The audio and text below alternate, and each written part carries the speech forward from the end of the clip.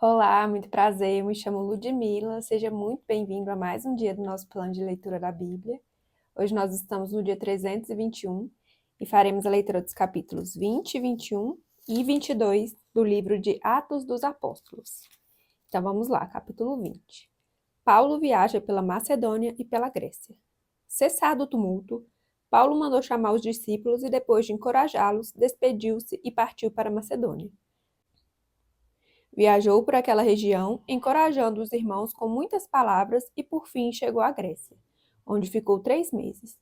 Quando estava a ponto de embarcar para a Síria, os judeus fizeram uma conspiração contra ele. Por isso, decidiu voltar pela Macedônia, sendo acompanhado por Sopatro, filho de Pirro de Bereia, Aristarco e Secundo, de Tessalônica, Gaio de Derbe e Timóteo, além de Tiquito e Trófimo, da província da Ásia. Esses homens foram adiante e nos esperaram em Troade.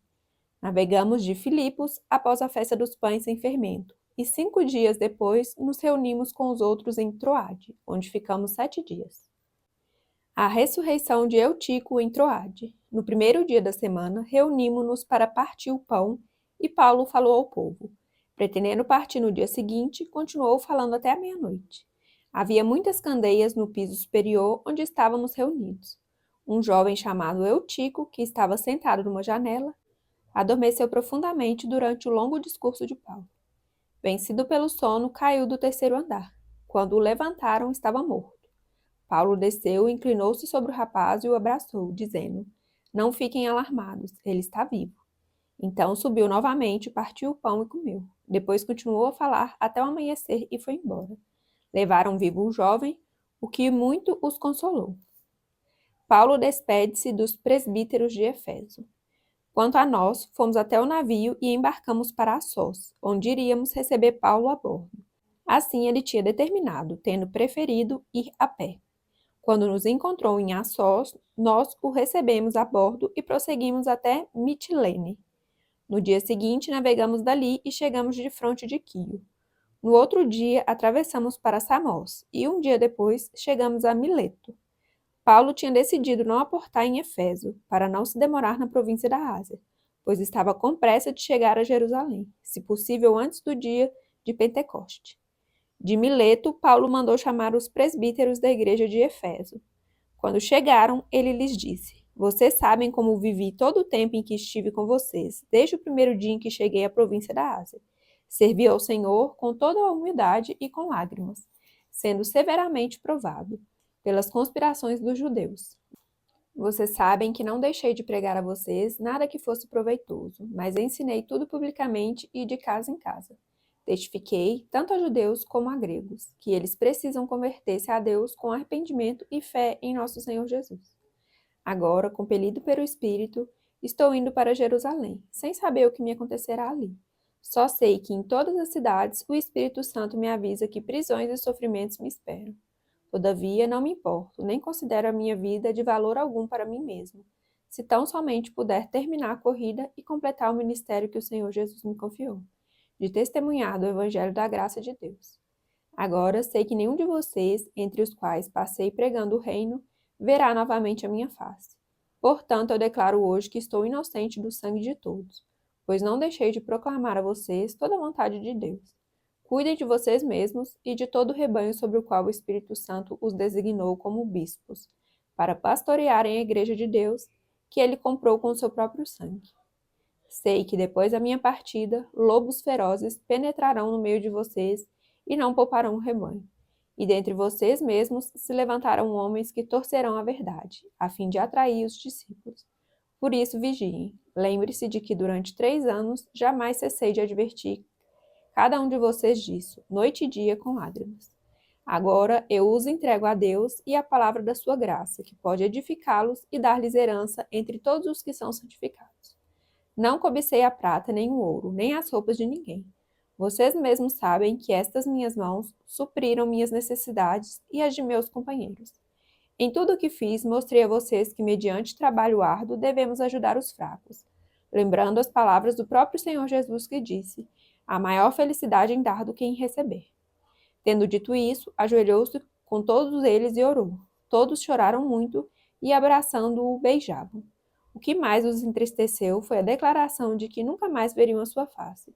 Então os acompanharam até o navio. Capítulo 21. A caminho de Jerusalém. Depois de nos separarmos deles, embarcamos e navegamos diretamente para Cós. No dia seguinte, fomos para Rhodes e dali até Patara. Encontrando um navio que ia fazer a travessia para a Fenícia, embarcamos nele e partimos. Depois de avistarmos Chipre e seguirmos rumo sul, navegamos para a Síria. Desembarcamos em Tiró, onde o nosso navio deveria deixar sua carga. Encontrando os discípulos dali, ficamos com eles 7 dias. Eles, pelo Espírito, recomendavam a Paulo que não fossem a Jerusalém. Mas, quando terminou o nosso tempo ali, partimos e continuamos nossa viagem. Todos os discípulos, com suas mulheres e filhos, nos acompanharam até fora da cidade e ali na praia nos ajoelhamos e oramos. Depois de nos despedirmos, embarcamos e eles voltaram para casa. Demos prosseguimento à nossa viagem partindo de Tiró e aportamos em Ptolemaida, onde saudamos os irmãos e passamos um dia com eles. Partindo no dia seguinte, chegamos a Cesareia e ficamos na casa de Filipe, o evangelista, um dos 7. Ele tinha 4 filhas virgens que profetizavam. Depois de passarmos ali vários dias, desceu da Judéia um profeta chamado Ágabo. Vindo ao nosso encontro, tomou o cinto de Paulo e, amarrando as suas próprias mãos e pés, disse: Assim diz o Espírito Santo. Desta maneira, os judeus amarrarão o dono deste cinto em Jerusalém e o entregarão aos gentios. Quando ouvimos isso, nós e o povo dali rogamos a Paulo que não subisse para Jerusalém. Então Paulo respondeu: Por que vocês estão chorando e partindo o meu coração? Estou pronto não apenas para ser amarrado, mas também para morrer em Jerusalém pelo nome do Senhor Jesus. Como não pudemos dissuadi-lo, desistimos e dissemos: Seja feita a vontade do Senhor. Depois disso, preparamo-nos e subimos para Jerusalém. Alguns dos discípulos de Cesareia nos acompanharam e nos levaram à casa de Minasson, onde devíamos ficar. Ele era natural de Chipre e um dos primeiros discípulos. A chegada de Paulo a Jerusalém. Quando chegamos a Jerusalém, os irmãos nos receberam com alegria. No dia seguinte, Paulo foi conosco encontrar-se com Tiago, e todos os presbíteros estavam presentes. Paulo o saudou e relatou minuciosamente o que Deus havia feito entre os gentios por meio do seu ministério. Ouvindo isso, eles louvaram a Deus e disseram a Paulo: Veja, irmão, quantos milhares de judeus creram e todos eles são zelosos da lei. Eles foram informados de que você ensina todos os judeus que vivem entre os gentios a se afastarem de Moisés, dizendo-lhes que não circuncindem seus filhos nem vivam de acordo com os nossos costumes. Que faremos?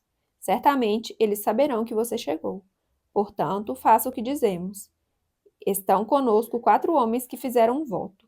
Participe com esses homens dos rituais de purificação e pague as despesas deles, para que rapem a cabeça. Assim todos saberão que não é verdade o que falam de você, mas que você continua vivendo em obediência à lei. Quanto aos gentios convertidos, já lhes escrevemos a nossa decisão de que eles devem abster-se de comida sacrificada aos ídolos, do sangue, da carne de animais estrangulados e da imoralidade sexual. No dia seguinte, Paulo tomou aqueles homens e purificou-se com eles. Depois foi ao templo para declarar o prazo do cumprimento dos dias da purificação e da oferta que seria feita individualmente em favor deles. Depois foi ao templo para declarar o prazo do cumprimento dos dias da purificação e da oferta que seria feita individualmente em favor deles. A prisão de Paulo. Quando já estavam para terminar os 7 dias, alguns judeus da província da Ásia, vendo Paulo no templo, agitaram toda a multidão e o agarraram, gritando: Israelitas, ajudem-nos! Este é um homem que ensina a todos em toda parte contra o nosso povo, contra a nossa lei e contra este lugar. Além disso, ele fez entrar gregos no templo e profanou este santo lugar. Anteriormente, eles haviam visto o Efésio Trófimo na cidade com Paulo e julgaram que Paulo o tinha introduzido no templo. Toda a cidade ficou alvoroçada e juntou-se uma multidão. Agarrando Paulo, arrastaram-o para fora do templo e imediatamente as portas foram fechadas. Tentando eles matá-lo, chegaram notícias ao comandante das tropas romanas de que toda a cidade de Jerusalém estava em tumulto. Ele reuniu imediatamente alguns oficiais e soldados e com eles correu para o meio da multidão. Quando viram o comandante e os seus soldados, pararam de espancar Paulo. O comandante chegou, prendeu-o e ordenou que ele fosse amarrado com 2 correntes. Então perguntou quem era ele e o que tinha feito.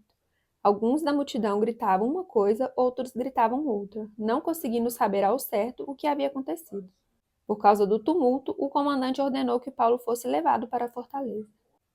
Quando chegou às escadas, a violência do povo era tão grande que ele precisou ser carregado pelos soldados. A multidão que o seguia continuava gritando: "Acaba com ele!" O discurso de Paulo.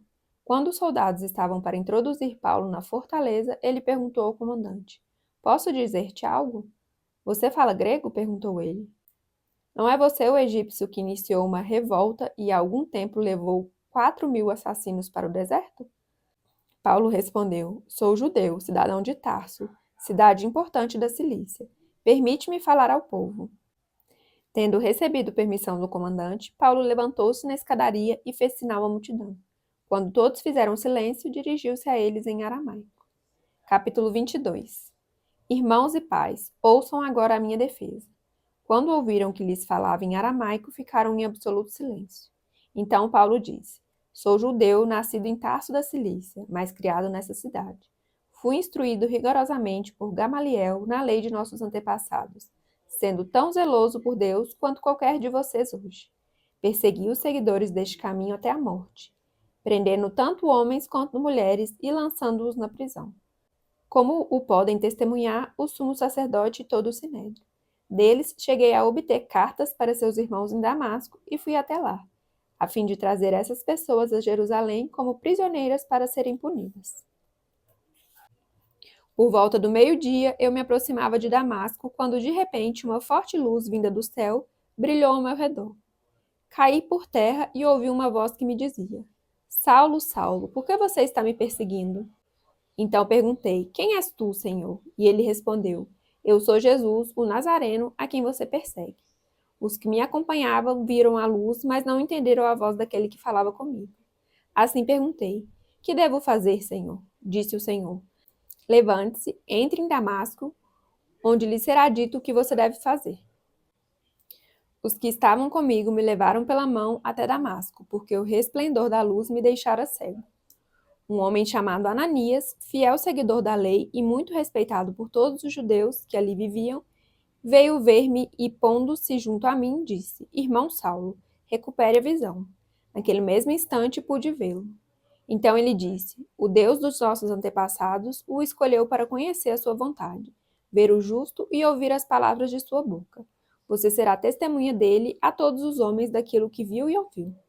E agora, que está esperando? Levante-se, seja batizado e lave os seus pecados invocando o nome dele."